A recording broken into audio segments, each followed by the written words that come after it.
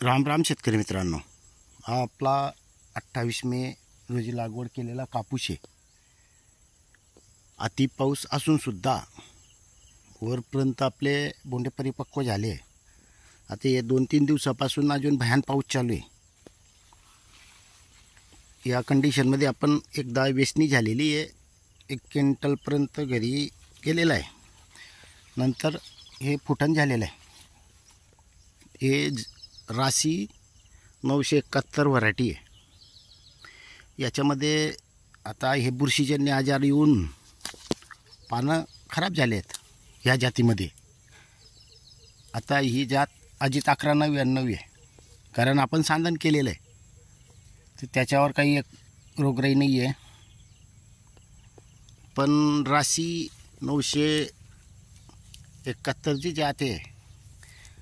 शेतकरी मित्रांनो, विशेष म्हणजे आपल्या याच्यात परिपक्वता माल झालेला आहे. भरपूर बोंडही फुटलेले आहेत. हे सर्व पाणी इथे येतं. विशेष म्हणजे इतका पाऊस पडूनसुद्धा इथं पाणी नाही आहे. पाणी जिरण्याची कॅपॅसिटी आपल्या SR कल्चरमुळे आहे. बुरशीजन्य आजारसुद्धा याच्यामध्ये पाहिजे तसे येत नाही, पण जास्त पावसाळा असल्यामुळे पर्याय नाही आणि फवारण्याही नाही येत. आता कधीपासून फवारणी पण नाही आहे. शेंडापर्यंत माल परिपक्व झालेला आहे. आपल्याला नोव्हेंबरपर्यंत इथं काहीतरी दुसरं पीक पेरलं जातं. असंही आपण दरवर्षी ऑक्टोंबर एंडिंगमध्येच कापूस आपला निघून जात राहतो. खर्चही नाही आहे शेतकरी मित्रांनो. विशेष म्हणजे लोकांनी जे रासायनिक शेती करतात त्यांनी भरपूर खर्च केला असेल तरी असा माल नाही दिसणार नाही. आपला खर्च ऑलरेडी आपण अगोदरीपासून सांगितलेलं राहतं. आपण हरितशक्ती, हरितर्क, वांगा झैम जे काही न्यूट्रिशन बनवतो SR कल्चरपासून, त्या फवारण्या करत असतो. त्याच्या व्यतिरिक्त आपण बाहेरून काही एक घेत नाही. जे जड्डामचं सल्फर बनवलं होतं ते पण आपण एकदा वापर केलेला आहे. नंतर आपण याच्यामधूनच SR कल्चरमधून जे काही सल्फर बनवलेलं होतं तेही आपण फवारणीतून वापर केलेला आहे, काही जमिनीतून दिलेलं आहे. त्याचाही खर्च भरपूर कमी आहे. खर्चिक राहिलं असतं तर आपण केलं नसतं, पण स्वस्तात हे, त्यामुळे आपण एक एक्स्ट्रा वापर केलेला आहे. आता अजित 1199 ही व्हरायटी दाखवतो. शेतकरी मित्रांनो, आता या जो व्हरायट्यांमध्ये पण प्रॉब्लेम असतो. आता बघा, हे अजित 1199 आहे, बाजूला राशी आहे. आता बघितलं तर सर्वांमध्ये आजार आहे, याच्यात नाही आहे. या इथून लागला आपला आता अजित 1199. शेतकरी मित्रांनो, दोघांमध्ये फवारण्या सारख्या आहेत. सर्व काही सारखं आहे. जमिनीतून देतानाही सारखं आहे. दोघांमध्ये माल भरपूर आहे. काही असं माल कमी असं नाही आहे. फक्त यामध्ये जे पानांना जे बुरशी लागते ती लागलेली नाही आहे. आणि पानगळ मजा झालं नाही आहे. राशीमध्ये पानगळ होत आहे. आणि समजा पाऊस नसता तर आनंदाची गोष्ट होती, कारण लवकर माल तयार होऊन मोकळा होऊन गेलो असतो. दोघंही व्हरायट्या चांगल्या आहेत. आपल्याला कोणती ही व्हरायटी चांगली का ती असं म्हणायचंच नाही आहे. फक्त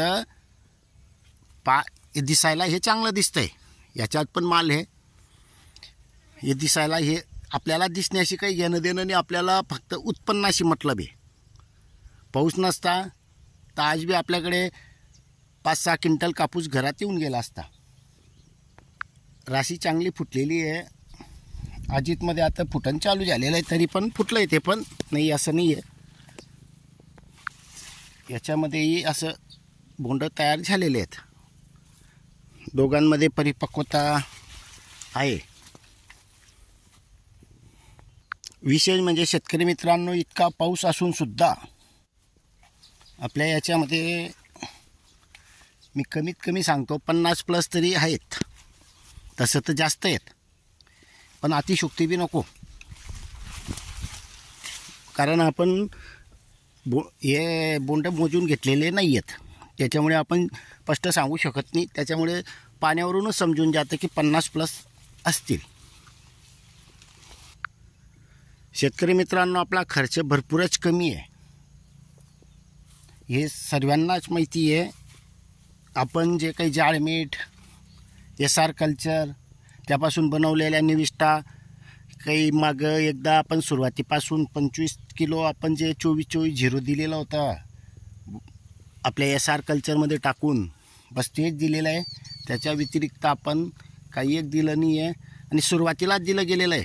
नंतरचं देण्याच्या वेळ आली तेव्हापासून पाऊस चालू आहे आणि कापसाला पाणी देता येत नाही आहे. मध्यंतरी आपण एक जो जीवामृत, जे न्यूट्रिशनयुक्त जीवामृत बनवलेलं आहे ते एकदा दिलेलं आहे.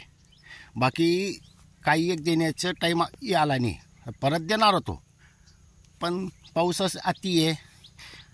ड्रिंचिंग करणार होतो पण हाताला इजा झाल्यामुळे तेही जमलं नाही आणि फवारणी तर नाही जे, तरीसुद्धा या पद्धतीनं आता कापूस आहे आपला. धन्यवाद.